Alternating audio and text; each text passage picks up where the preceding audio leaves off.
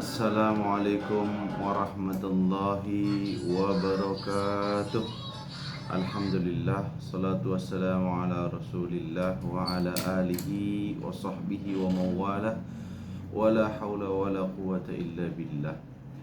Alhamdulillah, rekan dakta, kita bertemu lagi di sore yang berbahagia ini, tanggal 28 Juni ya. Dakta Radio Bijak berinformasi, cerdas berinteraksi. Sebelumnya saya ingin mengucapkan selamat Idul Adha bagi yang merayakan hari ini, saudara-saudara kita yang merayakan Idul Adha hari ini, dan bagi saudara-saudara juga yang merayakan Idul Adha besok. Alhamdulillah, salatu wassalamu ala rasulillah wa ala alihi wa sahbihi wa mawalah. Wa la hawla wa la quwata illa billah. Rekan dakta, kapan rekan dakta beridul adha? Yang pasti tanggalnya sama, hijriyahnya, tapi tanggal masehinya kemungkinan berbeda. Karena tahun ini umat Islam khususnya di Indonesia merayakan Idul Adha berbeda ya. Ada yang hari ini, ada juga yang besok. Adapun Al-Fakir pribadi besok ya, karena Al-Fakir yang pertama di lingkungan masjid sekitar Al-Fakir juga merayakan Idul Adha besok. Dan pada umumnya Al-Fakir mengikuti keputusan pemerintah untuk penetapan Idul Adha. Adapun mau yang lebaran hari ini ataupun yang lebaran besok, semuanya didasarkan pada ijtihad. Maka insya Allah siapa yang berijtihad dan benar, maka dia akan mendapat pahala 2. Dan siapa yang berijtihad dan salah, dia mendapatkan pahala 1. Dan dalam kaidah fikih dikatakan al-ijtihad la yanqudu bil ijtihad. Ijtihad tidak bisa dibatalkan, tidak bisa hancurkan, dihilangkan dengan ijtihad yang lain. Jadi ya, mudah-mudahan kita semua bisa lapang dada dalam menyikapi perbedaan. Karena perbedaan dalam hal ini adalah sifatnya tanawu, variatif, bukan perbedaan yang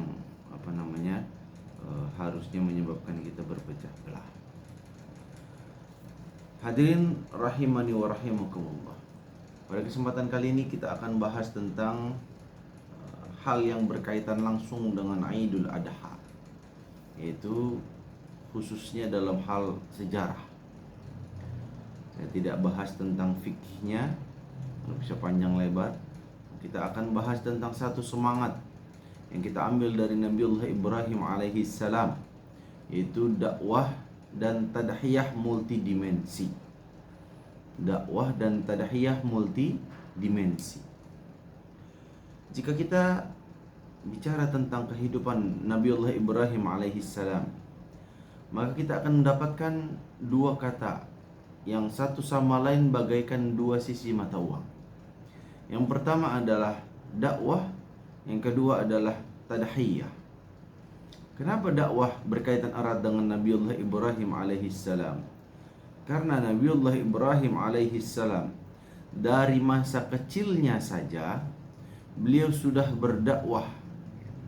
Beliau sudah berdakwah, paling tidak berdakwah kepada orang tuanya, menyampaikan kebenaran tentang kebatilan penyembahan terhadap berhala-berhala. Dan itu dilakukan oleh Nabiullah Ibrahim alaihissalam.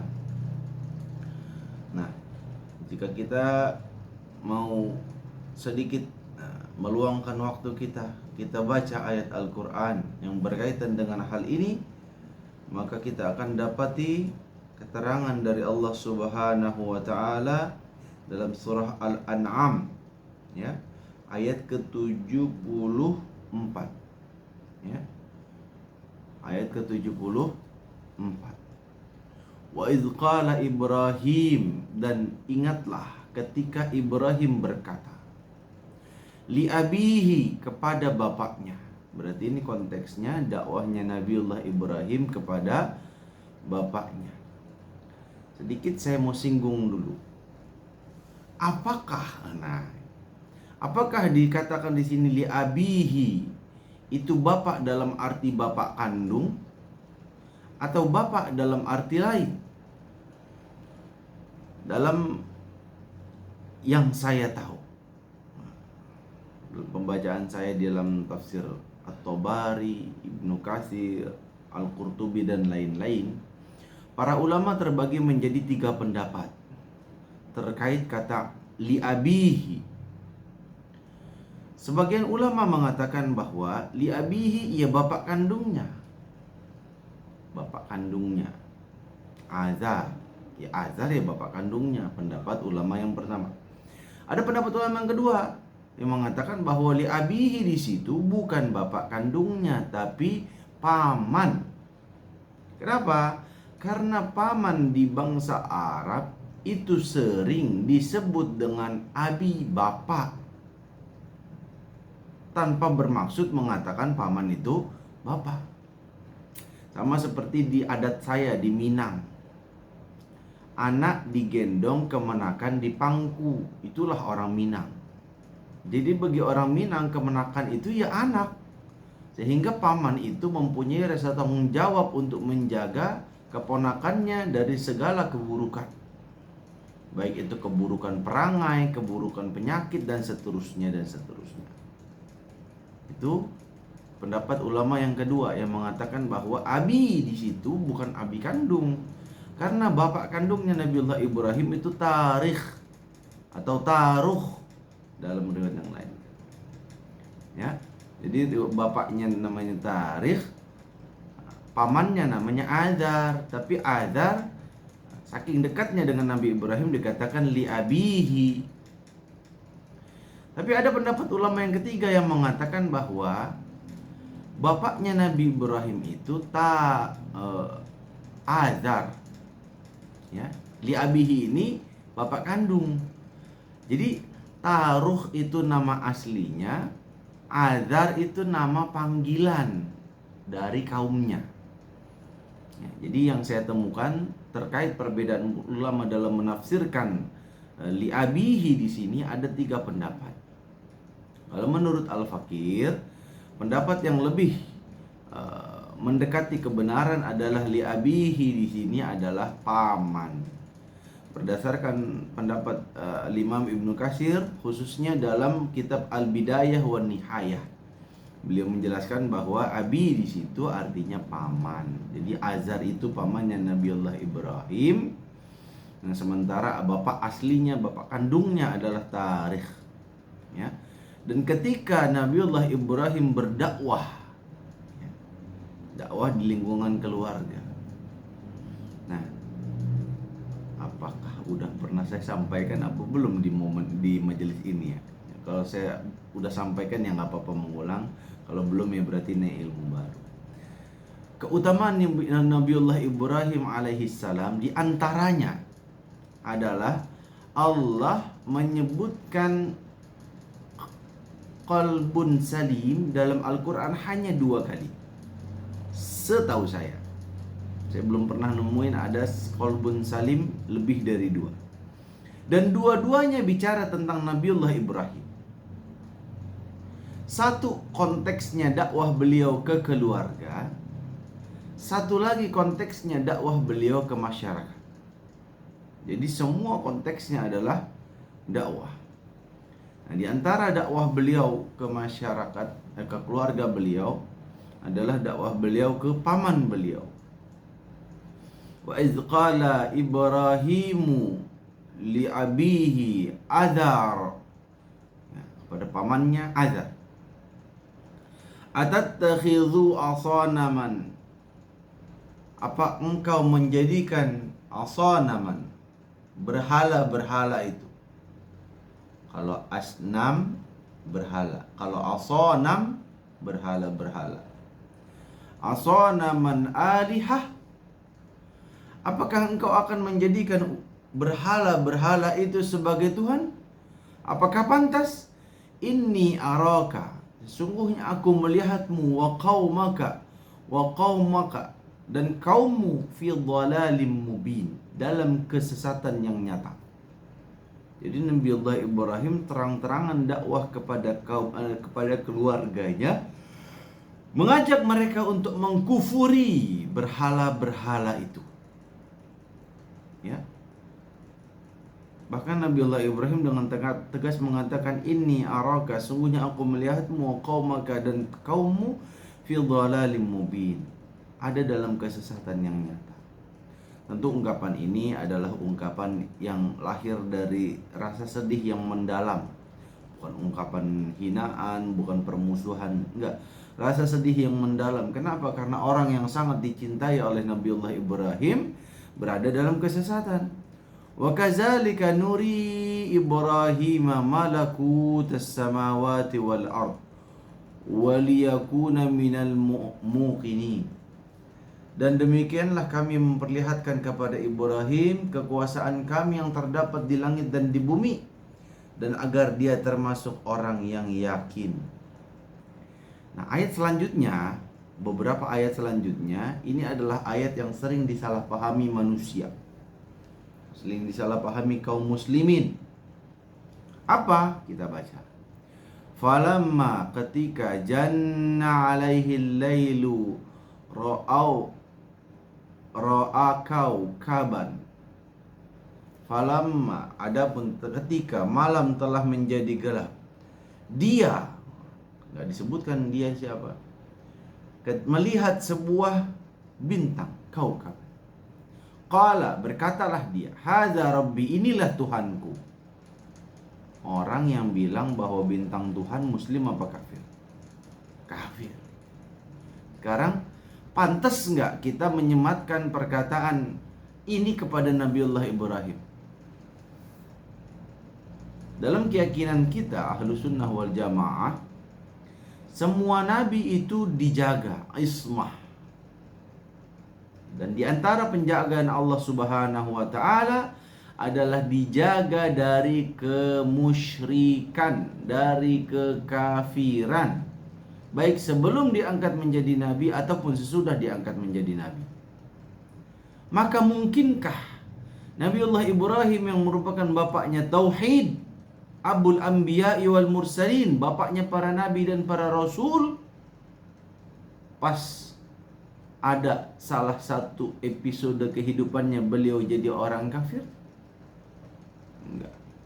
Enggak mungkin. Ya. Memang ada salah satu ahli tafsir yang menafsirkan demikian. Tapi ini adalah penafsiran yang matruk, yang ditinggalkan, nggak boleh kita yakini. Al-Imam Ibnu Katsir ketika menafsirkan ayat ini ada banyak penafsiran. Ya. Beliau memang menyebutkan salah satunya, yaitu penafsirannya. Tapi itu bukan yang diakui. Sebagaimana kebiasaan Imam Ibnu Katsir, beliau suka mengutip perkataan para ulama ahli tafsir, dikutip, tapi yang dikuatkan, yang ditakkid oleh beliau bukan itu. Nah, saya sebutkan beberapa di antara penafsiran para ulama. Yang matruk, yang ditinggalkan, yang itu tadi. Ada penafsiran lain.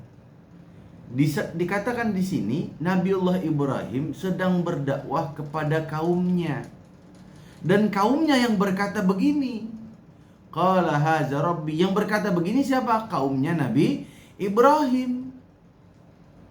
Falamma afala qala, dan ketika bintang itu terbenam, dia berkata, apa? La uhibbul afilin, aku tidak suka kepada yang terbenam. Nah, ini perkataan Nabiullah Ibrahim. Nabi Ibrahim bantah perkataan kaumnya sebelumnya. Itu penafsiran para ulama yang lain. Ada lagi penafsiran ulama yang lain yang mengatakan bahwa Nabi Ibrahim memang mengatakan qala hadza rabbi, tapi itu bukan perkataan Nabi Ibrahim i'tiqadi, bukan perkataan Nabi Ibrahim yang lahir dari keyakinan beliau, tapi itu adalah pengulangan, ya. Jadi Nabi Ibrahim ingin mengatakan begini, kalian mau mengatakan bahwa ini Tuhan kalian. Nah, jadi Nabi Ibrahim konteksnya adalah ngutip perkataan mereka, bukan Nabi Ibrahim meyakini perkataan itu, bukan. Sama seperti Allah ketika mengutip perkataan Fir'aun, bukan berarti Allah mengakui perkataan Fir'aun, bukan, tapi menunjukkan bahwa perkataan itu salah. Kita lihat lagi ayat yang lain, ayat selanjutnya biar kita yakin. Falamma ra'al qamara bazighan, dan ketika Nabi nggak disebutkan sini siapa yang melihat, ketika melihat bulan bazighan terbit, qala hadza rabbi, berkatalah dia, siapa nggak disebutin di sini, hadza rabbi, inilah Tuhanku. Falamma afala, dan ketika terbenam, qala la illam yahdini rabbi la akunanna minal qaumid dhalin. Dan ketika terbenam, aku tidak suka kepada yang terbenam. Lalu ketika bulan terbit, ini Tuhanku. Tapi ketika bulan itu terbenam, sungguh jika Tuhanku tidak memberi petunjuk kepadaku, pastilah aku termasuk orang yang sesat. Jadi kalau kita kembali ke penafsiran tadi, yang pertama ngomong kaumnya, lalu bagian akhirnya yang ngomong Nabi Ibrahim. Atau penafsiran yang lain lagi, ya, bahwa ketika Nabiullah Ibrahim alaihissalam sedang berdakwah kepada penyembah. Ada penafsiran yang ketiga, yang keempat berarti, kalau yang matruk tadi dihitung berarti yang keempat. Nah, penafsiran yang keempat ini adalah, ini konteksnya beda-beda. Nabi Ibrahim dakwah pertama ke penyembah bintang, lalu Nabi Ibrahim ngomonglah di situ. Lalu Nabi Ibrahim dakwah ke penyembah bulan, Nabiullah dakwahlah di situ. Nabiullah Ibrahim dakwah ke penyembah matahari, lalu beliau ngomonglah di situ. Begitu. Jadi ada banyak penafsiran para ulama, tapi cuma satu yang mengatakan bahwa Nabi Ibrahim mengatakan ini adalah Tuhanku i'tiqadi. Berarti orang ini yang meyakini penafsirannya demikian, meyakini bahwa Nabi Ibrahim pernah murtad seumur hidup. Nauzubillah min dzalik. Sedangkan Nabiullah Muhammad sallallahu alaihi wasallam, ketika masa kecilnya saja beliau ingin ke pasar malam, yang mana di pasar malam itu ada banyak maksiat, Rasulullah dibuat tertidur, nggak jadi ke pasar malam. Kenapa? Dijaga oleh Allah Subhanahu wa ta'ala. Buat urusan maksiat, ngelihat maksiat, ada di tempat maksiat aja nggak dikasih sama Allah. Apalagi kok sampai murtad. Kok nggak sampai hati saya ngomong kayak begitu. Kok bisa ada orang Islam enteng banget ngomong Nabi Ibrahim berkata ini, Nabi Ibrahim mencari Tuhan. Lah, sejak kapan Nabi Ibrahim kehilangan Tuhan? Nabi kehilangan Tuhan gimana ceritanya itu? Hah? Ya. Mungkin ini masanya bagi kita untuk kembali membaca, menambah pengetahuan kita, ilmu kita, ilmu tafsir, ya, agar kita tidak salah.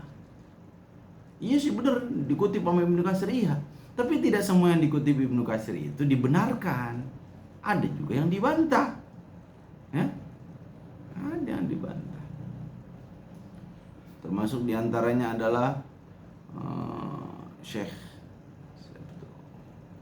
yang mengarang kitab Ruhul Ma'ani.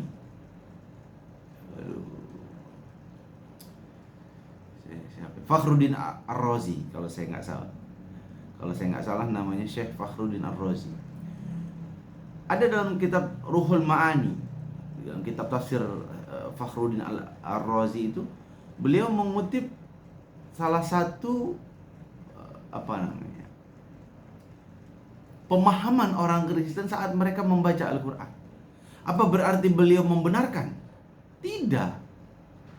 Cuma yaitu kadang-kadang banyak orang liberal mengutip perkataan-perkataan ulama yang sebenarnya itu matruk, ditinggalkan. Tapi seolah-olah itulah pendapat ulama tersebut. Kita perlu orang yang jujur dalam membahas ilmu, ya. Jangan lagi lah kita berani ngomong Nabi Ibrahim mencari Tuhan, Nabi Ibrahim pernah nyembah bulan, bintang, matahari. Nauzubillah min dzalik. Jangan. Tidak ada satupun keyakinan Ahlussunnah wal Jamaah, ya. Dalam keyakinan Ahlussunnah wal Jamaah tidak ada satupun nabi dan rasul yang dibiarkan tersesat oleh Allah Subhanahu wa taala dalam urusan akidah, dalam urusan menyampaikan risalah. Enggak ada. Ya. Ini baca yang lengkap, baca tafsirnya yang lengkap biar kita nggak gampang dibodoh-bodohi orang. Lebih celaka lagi kalau ada ustadz nyampein beginian. Ketahuan ustadz malas baca ini, ya. Lalu setelah bulan apa lagi? Matahari berarti yang lebih gede, ya. Apa tadi? Falamma ra'a syamsa bazighatan. Dan ketika matahari terbit, qala, berkatalah dia. Siapa dia, nggak disebut di sini. Haza rabbi, inilah Tuhanku. Haza akbar, inilah yang paling besar. Paling besar di antara bintang sama bulan. Tapi ntar dulu, karena bintang menurut sains modern, bintang itu adalah matahari juga. Cuma di galaksi yang lain. Galaksi kita galaksi Bima Sakti. Planetnya ada Merkurius, Venus, matahari, banyaklah. Punya matahari. Nah, di galaksi yang lain ada matahari juga. Tapi kelihatan sama kita itu kayak kelip-kelip doang, saking jauhnya. Padahal kalau dijembrengin dibandingkan dengan matahari yang kita kenal, itu bisa jadi lebih gede dia. Nah, itu menurut keilmuan modern. Nah, yang diomongin sama Nabi Ibrahim bukan konteks aslinya, tapi apa yang tampak. Sekali lagi, penafsirannya ada banyak. Dan jangan pernah mengatakan Nabi Ibrahim menyembah matahari, bintang, bulan, auzubillah. Ya, falamma afalat, lalu ketika terbenam matahari itu, qala, berkatalah, ya qaumi. Ini baru perkataan Nabi Ibrahim, nggak diragukan lagi. Nabi Ibrahim lagi dakwah ke kaumnya, apa? Inni bari'um mimma tusyrikun. Sungguhnya aku lepas diri dari apa yang kalian persekutukan. Tuh, coba masuk akal nggak? Kalau dibilang Nabi Ibrahim itu nyembah matahari, bulan, nama bintang, masuk akal nggak? Nggak masuk akal.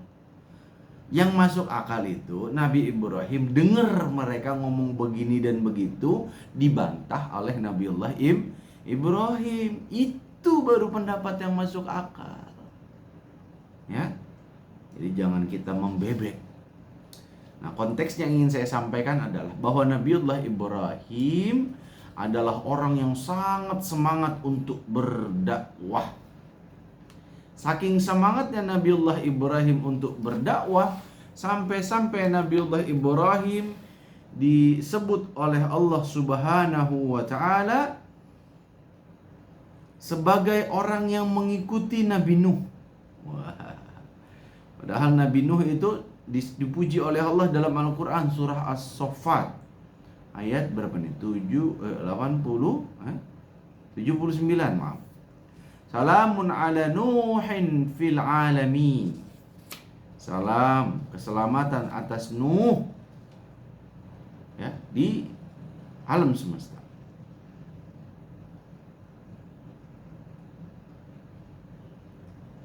Dan Nabi Ibrahim disebut dipuji oleh Allah dengan Allah mengatakan wa inna min syi'atihi la Ibrahim. Dan sesungguhnya min syi'atihi, di antara syiahnya si Nuh, Syiah itu pengikut, bukan Syiah orang Syiah, bukan. Sungguhnya di antara pengikutnya Nabi Nuh lah, benar-benar pakai takkid di sini. Benar-benar la Ibrahim, benar-benar la Ibrahim lah orangnya. Ibrahim ini benar-benarnya pengikut Nabi Nuh. Sampai nanti kalau kita baca rangkaian ayatnya, ntar di akhir Nabi Ibrahim juga dapat pujian sebagaimana pujian yang Allah berikan kepada Nuh. Bayangkan. Ya. Oke. Konteks dakwah tadi sudah disampaikan bahwa Nabiullah Ibrahim alaihi salam dakwah ke keluarga, ke masyarakat. Agak pirang-pirang kalau kata orang Betawi. Luar biasa semangat beliau dalam berdakwah. Ya. Lalu bagaimana dengan tadhiyahnya? Enggak diragukan lagi. Tidak diragukan lagi. Ya. Apalagi yang mau diragukan dari Nabiullah Ibrahim. Ya.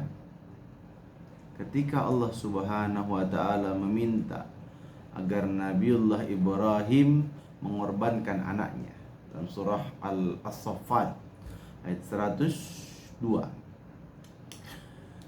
Falamma balagha ma'ahu as-sa'ya qala ya bunayya inni ara fil manami anni adbahuka fanzur madza tara. Falamma, dan ketika balagha ma'ahu sa'ya, sampailah usia Nabiullah Ismail alaihi salam, usia yang mampu untuk berusaha untuk berusaha. Para ulama memang berbeda pendapat tentang apakah yang disembelih itu Nabi Ismail atau Nabi Ishak. Bahkan Imam Al-Qurtubi menguatkan pendapat yang mengatakan yang disembelih itu Nabi Ishak. Tapi kalau Imam Ibnu Katsir dan banyak ulama lainnya mengatakan yang disembelih itu Nabi Ismail. Cuma betapapun umat Islam berbeda pendapat, mereka semua memuliakan Nabi Ishak maupun Nabi Ismail. Tapi kalau orang Kristen, mereka akan ngotot mengatakan bahwa yang disembelih itu Nabi Ishak. Tahu sebabnya apa? Karena hasad. Mereka iri. Nabiullah Ismail dari keturunannya nggak ada Rasul kecuali Rasulullah Muhammad SAW. Dalam rangka menolak kenabian Nabi Muhammad, maka mereka akan mati-matian mengatakan bahwa yang disembelih itu Nabi Ishak. Dan mereka akan menghina habis-habisan Nabiullah Ismail dengan sebutan anak pembantu, anak babu, anak budak, dan sebutan yang merendahkan lain. Yang mana itu tidak akan pernah sampai keluar dari lisan orang yang beragama Islam. Nggak akan pernah. Karena orang yang menghina Nabi, siapapun nabinya, murtad dia, keluar dari agama Islam. Ya. Jadi bagi kita mau Nabi Ismail, mau Nabi Ishak, tetap kita muliakan keduanya. Dua-duanya mulia dan tidak mempengaruhi ke Nabi Muhammad. Tetap Nabi Muhammad adalah Nabi. Dan kalau kita mau bicara ilmiah, di ayat selanjutnya, nih coba nih. Ayat 112 Allah katakan wa basyarnahu bi Ishaq. Jadi habis peristiwa penyembelihan ini baru Allah kabarkan kabar gembira Nabi Ishaq. Bahkan Imam Ibnu Katsir menjelaskan bahwa Nabi Ishaq itu lahir berapa ya? Seingat saya apa 17 apa berapa gitu. Yang jelas lebih dari 10 tahun setelah Nabiullah Ismail. Jadi habis peristiwa penyembelihan itu baru muncul Nabi Ishak. Jadi kalau kita mau bicara ilmiah, sebenarnya lebih kuat pendapat Imam Ibnu Katsir. Ya. Bahkan Imam Ibnu Katsir mengatakan bahwa ulama ahli tafsir yang mengatakan bahwa yang disembelih itu Ishak, maka mereka itu adalah orang yang terkena syubhat dari kisah Israiliyat yang ada dalam Bible.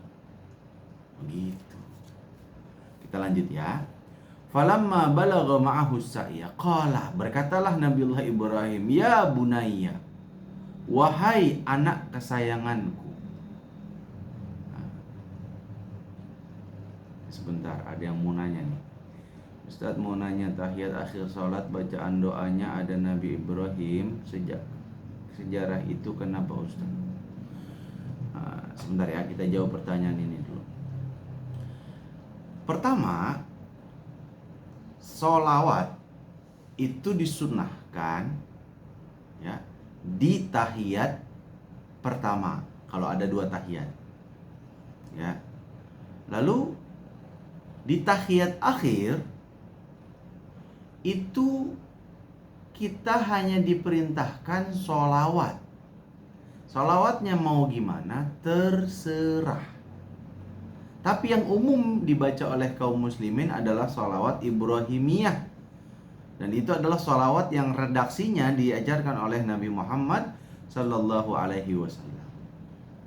Jadi nggak pakai sejarah-sejarahan. Mau kita sholawatnya Allahumma sholli ala Sayyidina Muhammad aja, nggak pakai tambahan apa-apa, ya udah sah udah. Tapi kalau mau nyari keutamaannya, maka kita baca. Nah di antara keutamaan Nabiullah Ibrahim adalah satu-satunya nabi yang namanya disandingkan dengan nama Nabi Muhammad. Itu di salat Ibrahimiyah itu. Kita lanjut ya. Jadi nggak kaitan sejarah-sejarah apa enggak. Itu cuma menunjukkan keutamaan Nabi Ibrahim dibandingkan nabi-nabi yang lain karena dia disandingkan dengan nama Nabi Muhammad. Wahai anak kesayanganku, ini aku menyaksikan fil manami, dalam mimpiku, anni, bahwa aku azbahuka, menyembelihmu, fangzur madza tara, sampaikan kepadaku apa pendapatmu. Jadi bayangkan Nabiullah Ibrahim menanyakan pendapat kepada anaknya. Kita yang bukan nabi kok jarang nanya pendapat anak kita.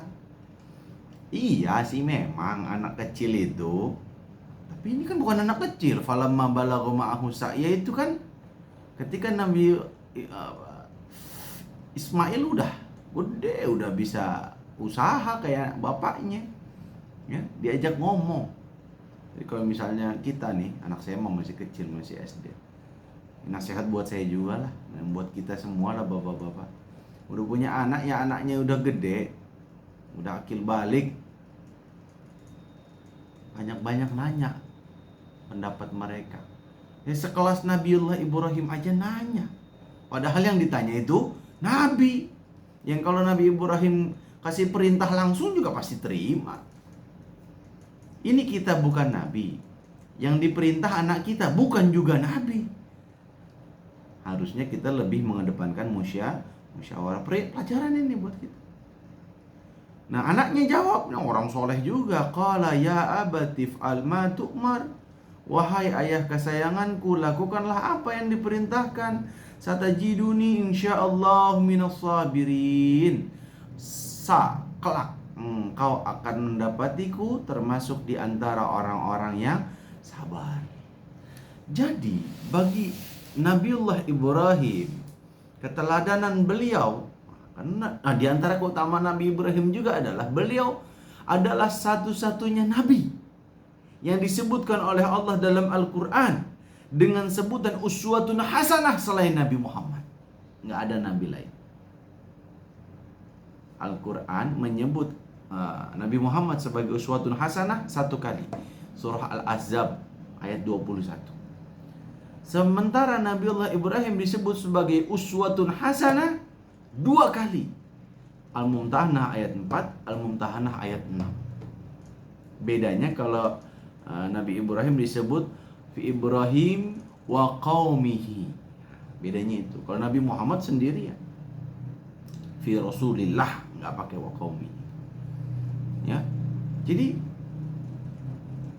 kalau kita bicara tentang Nabiullah Ibrahim, maka ada 2 poin yang ibarat dua sisi mata uang. Dakwah dan keteladanan. Jadi kalau kita mau mencontoh Nabiullah Ibrahim, pertama kita wajib berdakwah. Tapi saya bukan ustadz. Wajib bagi seluruh umat Islam untuk berdakwah. Apa dalilnya? Wal takum minkum ummatu yad'una ilal khair. Sebagian ulama menafsirkan min di situ adalah lil bayan, menunjukkan penjelasan. Kalau diterjemahkan artinya, dan wajib bagi kalian semuanya untuk berdakwah, menyeru manusia. Jadi kita semua punya kewajiban dakwah. Abu Dzar Al-Ghifari baru masuk Islam disuruh dakwah. Orang baru masuk Islam kenal apa? Belum belajar sama Nabi. Baru tahu asyhadu an la ilaha illallah wa asyhadu anna Muhammadar Rasulullah disuruh dakwah. Ya. Tapi itulah cerdasnya Rasulullah. Abu Dzar Al-Ghifari kenal kaumnya kayak gimana. Tahun berikutnya satu kaum masuk Islam lewat tangan Abu Dzar Al-Ghifari. Jadi kita semua wajib berdakwah, tapi sesuai dengan kemampuan kita. Yang mampunya baru repost, potong video Ustadz, poin tertentu, share di WA, baru sebatas itu. Ya udah, itu aja kita kerjain. Alhamdulillah saya lagi ikut kajiannya Ustadz Abdul Somad, posting di WA. Enggak, itu bukan riya, bukan. Itu namanya syiar. Orang lihat, waduh, ini teman gue maksiat, sekarang udah tobat. Gue juga mau tobat. Dakwah itu kan. Iya, kita nggak bisa ngomong apa-apa. Kita dulu ahli maksiat. Kita nggak berani ngomong ke teman kita, yuk tobat yuk. Tak pasti dibalikin. Lu, gue tahu lu maksiatnya kayak gimana zaman dulu. Gampang. Posting kita lagi di mana gitu. Kalau misalnya satu circle, satu tobat. Yang dikit, apa ya, kagak ngikut? Ngikut, yakin saya. Ya, dakwah. Nah, bagi Ustadz, apa pelajarannya? Nabiullah Ibrahim dakwah nggak pernah milih-milih. Ke keluarga dakwah, ke masyarakat dakwah. Semua sisi.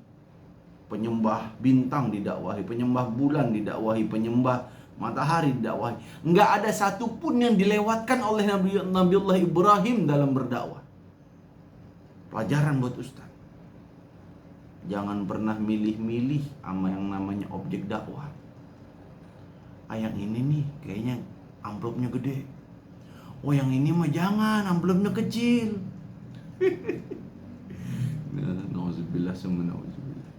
Saya dulu waktu awal-awal jadi terjun ke dunia dakwah, sering dibilang sama guru-guru ngaji saya, kalau dakwah jangan milih-milih. Dalam kepikiran saya, kok bisa dakwah milih-milih? Kan kosong nih dalam. Habis itu Ustaz saya bilang, jangan kalian bayangkan jadwal Ustaz sekali berkami, kata beliau, seperti antum. Kalau antum mah jadwal kosong sama jadwal isi, banyakan kosongnya. Iya juga sih ya, iya juga. Cuma kalau sekali berkami, kata beliau, jadi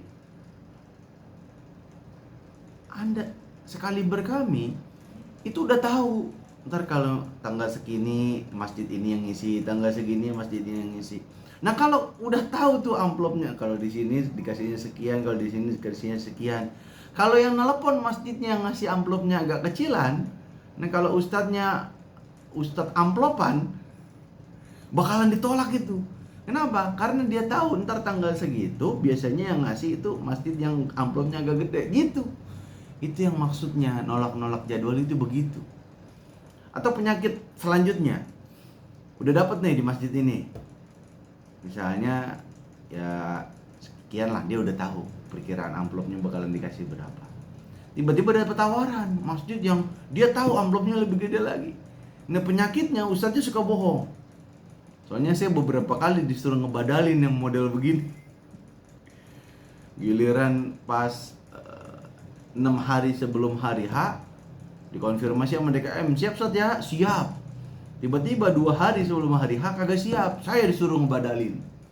Akhirnya DKM ini curhat, saya kecewa sama Ustadz itu. Iya, padahal udah dikonfirmasi, padahal bilang siap. Tiba-tiba ngebatalin. Tahu alasannya apa? Ya. Jadi bagi para dai, kita ngikutin Nabi Ibrahim gimana caranya? Jangan milih-milih objek dakwah. Jangan pilih-pilih. Saya punya cerita menarik. Saya lupa udah pernah cerita apa belum ya. Tapi ini menarik. Ada teman saya namanya Ustadz Khairuddin di Jakarta Timur. Mudah-mudahan beliau dengar ya. Ustadz Khairuddin ini teman saya di Studio Darul Hikmah waktu belajar. Beliau sering di samping saya. Jadi kalau ada dosen jelasin, nyatet bareng. Nah, beliau pernah cerita, Jun, ente jangan pernah milih-milih urusan dakwah. Enggak pernah emang. Ane mau cerita kata dia. Jadi dulu ane pernah disuruh ngebadalin salah satu ustaz. Suruh ngebadalin. Kenapa di yang ini dibatalin saat? Iya, di sono ada kakap, ini materi. Gituin. Oh yaudah, dibadalin lah sama Ustadz Khairuddin ini, gantiin Ustadz yang sebelumnya. Ternyata Allah menakdirkan di masjid yang kecil itu ada orang kaya yang baru dapat objek gede. Dia punya nazar tuh sebelum tendernya itu gol. Kalau nanti tender saya gol, berapapun keuntungannya, 10%-nya buat khotib yang khutbah Idul Adha di masjid ini. Beneran gol sebelum Idul Fitri, maaf, Idul Fitri. Beneran gol sebelum Idul Fitri. Apa yang terjadi? Akhirnya bener-bener 10% dari keuntungannya dikasih tuh ke ustadznya. Akhirnya ditanya tuh sama ustadz yang sebelumnya, Din, lu dapat berapa? Kecil ya? Kata ustadznya, gue dapat 2 juta apa berapa gitu. Ustadz Khairuddin bilang, lah 2 juta mau kecil saat di situ justru saya dapat 5 juta. Loh kok bisa 5 juta? Iya, dari DKM saya dapat sekian, dari orang kaya dapat sekian.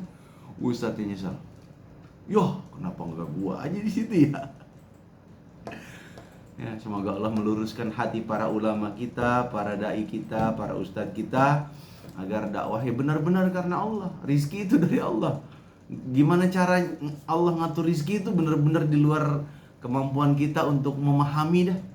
Ya, kita dakwah ikhlas karena Allah Subhanahu wa ta'ala. Rizki Allah yang ngatur. Kita mau usaha kayak gimana pun, mau curang kayak gimana pun, mau melanggar etika model apapun, kalau rizkinya segitu ya segitu. Ya. Dan sampai kejadian yang dialami oleh temannya Ustadz Khairuddin ini kejadian. Nyesel sendiri dia. Ya. Lalu terkait dengan pengorbanan. Nah, kita semua harus berkorban. Sebagai kepala rumah tangga berkorban, sebagai ibu rumah tangga berkorban, sebagai anak kita berkorban, sebagai karyawan kita berkorban, sebagai pejabat kita berkorban, sebagai apapun kita, apapun jabatan kita, apapun profesi kita, apapun kedudukan kita, maka kita harus berkorban di jalan Allah Subhanahu wa ta'ala. Kenapa? Karena itu adalah ibadah yang paling disukai oleh Allah Subhanahu wa ta'ala. Dalam sebuah hadis Rasulullah Muhammad SAW, dalam hadis riwayat Imam At-Tabrani kalau nggak salah, Imam At-Tabrani. Rasul mengatakan, "Iza aradallahu bi'abdihi khairan ista'malhu." Jika Allah menghendaki kebaikan bagi seorang hamba, maka Allah akan menggunakan dia. Maksudnya menggunakan apa? Allah gunakan dia beramal soleh, Allah sibukkan dia dengan amal ini, amal itu, dan seterusnya. Maka berbanggalah kita kalau kita ada di jalan Allah, kita dibuat sibuk oleh Allah, melakukan amal soleh, mendekatkan manusia kepada Allah. Gak perlu mikirin uangnya, gak perlu mikirin rezekinya, pasti Allah ganti. Manusia aja, kalau kita kerja ke manusia itu, ngasih keuntungan ke manusia itu, jadi apalah buat manusia itu, tanpa ada kontrak sekalipun, dia pasti ngasih ke kita. Apalagi Allah, zat yang maha kaya, zat yang maha rahmah. Jadi mudah-mudahan materi singkat ini tentang dakwah dan tadhiyah, pengorbanan, memotivasi kita untuk semangat dalam berdakwah dan untuk senantiasa totalitas dalam memberikan apa yang kita punya untuk Allah Subhanahu wa ta'ala. Amin ya rabbal alamin. Aqulu qauli hadza wa astaghfirullah li wa lakum wa lisairil muslimina wal muslimat wal mu'minina wal mu'minat fastaghfiruhu innahu huwal ghafurur rahim. Dakta Radio Bijak Berinformasi, Cerdas Berinteraksi. Saya Junaidi Putra undur diri dari ruang dengar Anda. Bagi yang ingin menyampaikan pertanyaan silakan sampaikan di 085781479544. Assalamualaikum warahmatullahi wabarakatuh.